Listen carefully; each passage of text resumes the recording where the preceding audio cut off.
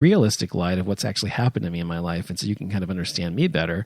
I'm not writing it for the purpose of this show, but I'm writing it because it's been cathartic. That's the way memoirs are, I think. They're kind of cleansing in a way and kind of put you through this journey of emotion to kind of get you through it and over it when you relive it. And every time I do write, I do relive it. And it's really difficult because every time I write it, and because I'm so sensitive and emotional, and I have a photographic memory, and I also have like what I call an emotional memory, like an emotional photographic memory. So like every time I'm writing something, I'm re-feeling everything as well as remembering it visually. I'm also feeling it again. All the emotions I felt, the negative or sad or depressed or happy or whatever I was feeling at the time, I feel those things as I'm writing it again. So I don't think everybody's like that, but that's how I am. I've always been like that. So it's really hard for me because I'm reliving all of these really, really difficult things I've had to go through in my life, and mistakes I've made, and enemies I've made, and friends I've made. I mean, whatever it is, I'm reliving it. So I'll start writing something, a chapter, and it'll just get to the point where I can't write it anymore because I don't want to feel that right now. So I have to really be in the right frame of mind, and I really have to be ready to kind of I have to be in the right frame of mind. I have to be ready to just kind of go through it like I'm going through a war every time I do it. So it's not easy to write a memoir, at least not for me or someone like me. It may be easy for you if you're detached from it emotionally, but for me, someone who is very connected to my life and its story as well as I am, because I lived it, it is. But yeah, there's no like major, why would anybody want to read my memoir? Well, there's a lot of things you can learn from me. I've learned a lot in my life. I have a lot of advice to give. I have a lot of mistakes I've made that I can tell and teach people why they should not do these things. And that reminds me, I have a niece through marriage who, she's like 19 years old, love her to death. She's great. And but she does not listen to anything I say or her mother says or anybody else says. And, and I think that's how all teenagers are. I think that's probably how I was as well to some degree. But I think why is it people that age don't listen to the older people like me? The reason is, if you've lived life, if I'm 40 years old and this person's 20 years old or whatever, I'm twice their age. I have twice the experience in life, twice the wisdom. Okay. And if you're someone who actually has looked into yourself and actually worked on yourself and actually thought about your life and learned from your mistakes and learned what not to do, what minefields to avoid, you can pass that knowledge and that expertise on to someone younger than yourself, whether it's a fan or whether it's a relative or a friend or whatever. You can help people that way. And so that's what I try to do.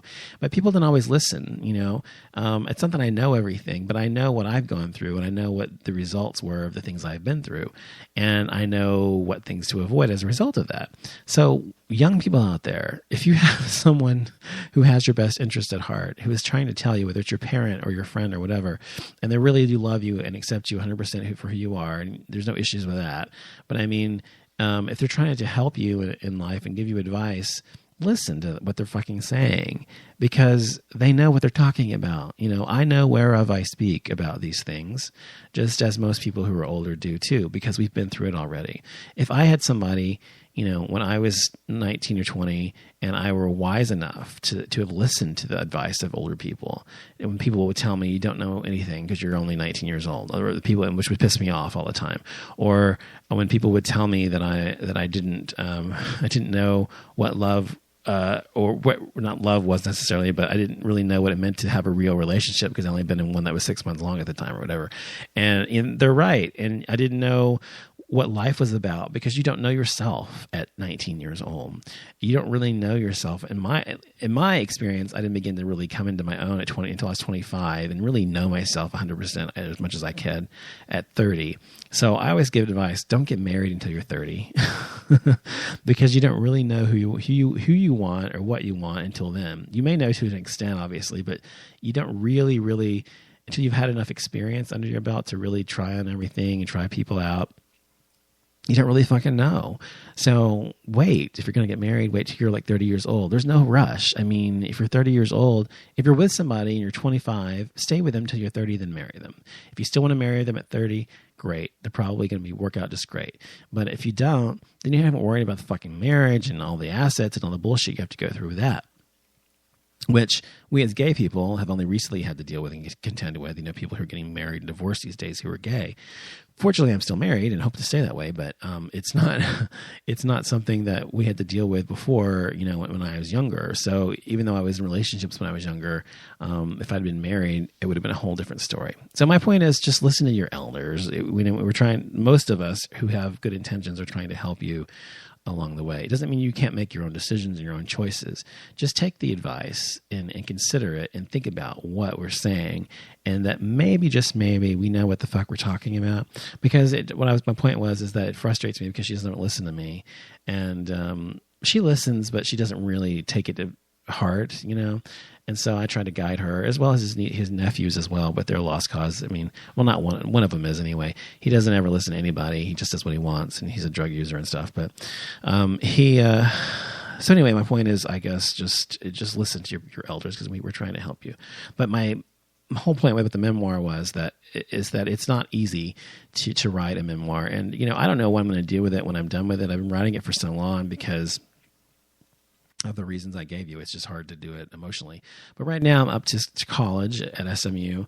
I'm at that point in the book where I'm starting to write about that. I've gone through my, you know, childhood and stuff, and gone through my elementary school years, and then my middle school years and my high school years, and now I'm starting college. So that's where I am, and a lot of shit happens in college, so it'll probably take me another year just to write that part. But I don't know if when I'm done with it, I'm going to do with it. Whatever I'm done with it, I will be proud to have completed this book, because every other book I've started to write, you know, books that weren't about me personally necessarily, I haven't been able to finish those, even though they were really easy to write, even though they're mostly done, most of them, because I have this story to tell. And so I think it's like I cannot tell another story until this one is told.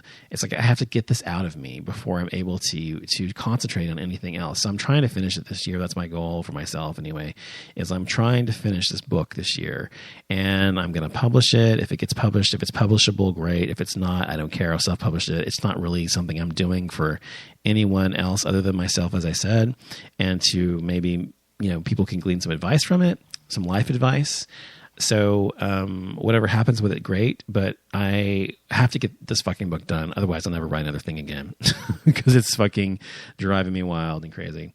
I'm going to take a quick break, come back and wrap up, and we'll talk some more right after this. Be right back.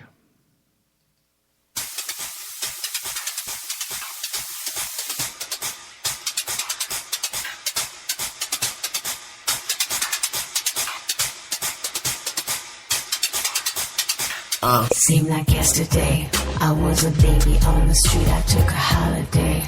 I was stepping to the beat, I had to pay my rent.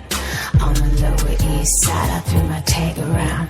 Let B-boys take me for a ride. I started writing songs, I kinda got into the groove. They tried to criticize my every single move, but then I realized I had nothing left to lose. It took me by surprise when I became the news. I was feeling like a renegade. I had a feeling that I can't explain.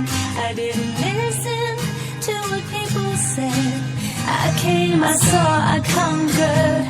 I was constant as a northern star. I had a fire burning in my heart. I never gave up, fighting in the dark. I came, I saw, I conquered. Ooh, I came, I saw, I conquered. Ooh, I came, I saw, I conquered.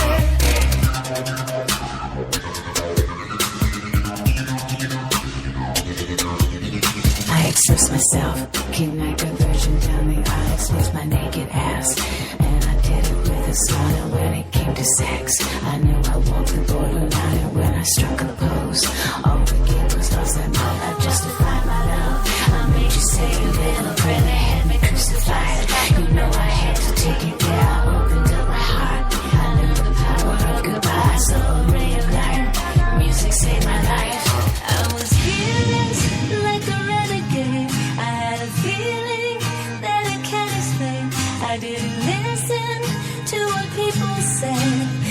came, I saw, I conquered.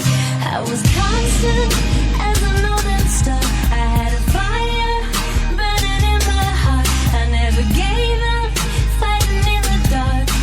I came, I saw, I conquered. Ooh,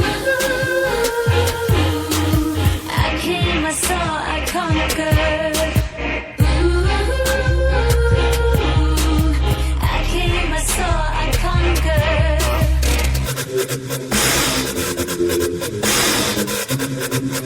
I conquered.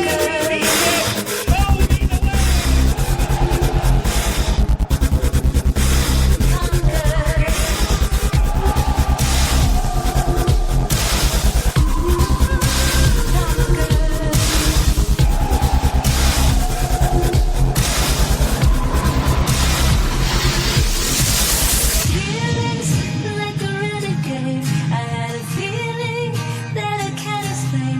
I didn't listen to what people said. I came, I saw, I conquered.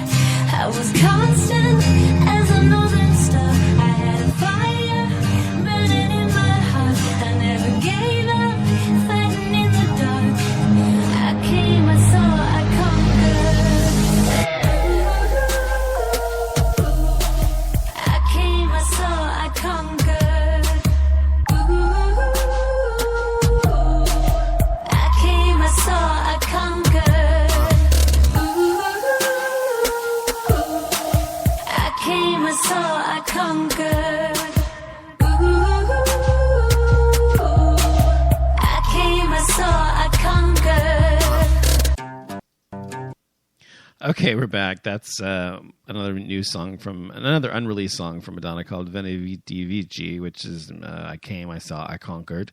And it's a really great song, and it has a great message, which I definitely approve of and feel myself, of course, not to her level, but that's how I felt about my life when I was younger and trying to do what the fuck I wanted and not be confined by the tradition and the conservatism surrounding me, trying to break out and do what I wanted to do, regardless of what everybody said. And I did all those things anyway. I really went my own path in my own way, and I'm glad that I did. Of course, I didn't go as far as I wanted to go and things in my life in terms of things I could have done, like I wanted to be an actor and do the things like that, go to New York City or LA, and never did those things when I was 19, 20, like I was about to do. I chickened out, but every other thing in my life, I actually lived that way. So I think it's important for people to do that if you can. And that's the advice I always give people younger than me and people in this world who are trying to figure out what the fuck they want to do when they're young. And I'm like, do what your heart's desire is. I mean, don't worry about the money. Don't worry about any of that bullshit. Just do what the fuck you want, because you're not going to be happy until you do what you want anyway. You got to do what you fucking want to do, and you've got to be what you want to be. Otherwise, and people, like when I was acting, when I was in at SMU and stuff, and at Katie Studio here in Dallas, I actually was 19 years old, and I kept getting people wanting me to do things for them or whatever, and I kept not doing it because at the time I didn't have a car, and my mom would not take me, and she didn't, because she said she'd be back at SMU, even though it was just in the summer. And I didn't have the support of any of my friends or my family, but I kept doing it anyway, And finally, when it came down to it, I stopped, because their words and their fucking, were in my ears, and people were telling me, you can't do this, you can't do this, you can't do this, you can't do this. And I kept doing it anyway for a long time, but eventually I stopped because I just got tired of fighting everybody and myself and my own fears. And that's my biggest regret. And not that I wasn't an actor, but that I allowed the voices of others at that point in my life to deter me from pursuing my own dreams. Your life is your life to live, no one else's. It doesn't fucking matter what anybody says to you. Do what the fuck you want to do. Whether it's in a career or hobby or move somewhere or start a new life or be something or whomever you want to be, whatever, just be your fucking self and be the best that you can at it, and you will be fucking amazing. And the truth is, everybody has the ability to be iconic, as is one of Madonna's other songs, and has the ability to be somebody special. And we all do it in our own way every day, whether it's a small little radio show or you're a writer or you're an architect like me or whatever it is you do. Be a super